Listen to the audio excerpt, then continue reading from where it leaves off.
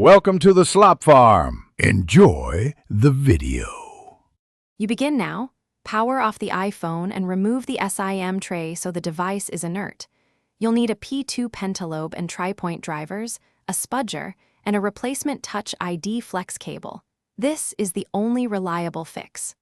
Open the two bottom pentalobe screws, then gently lift the display using a suction handle and pick.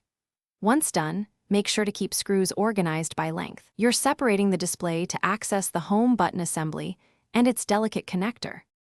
You continue by disconnecting the battery to prevent shorts. This protects logic board circuits.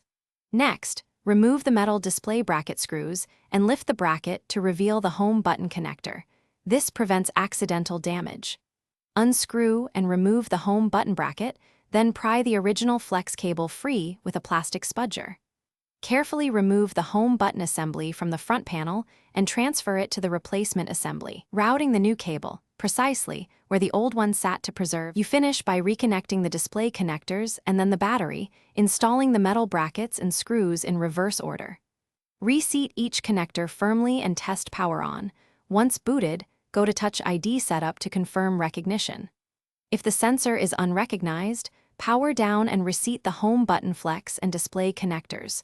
Poor contact is the usual culprit. If problems persist, understand why. Touch ID pairs cryptographically with the original secure enclave, so only Apple-authorized hardware pairing can fully restore Apple's fingerprint functionality. Thanks for watching. Consider subscribing if we helped you today.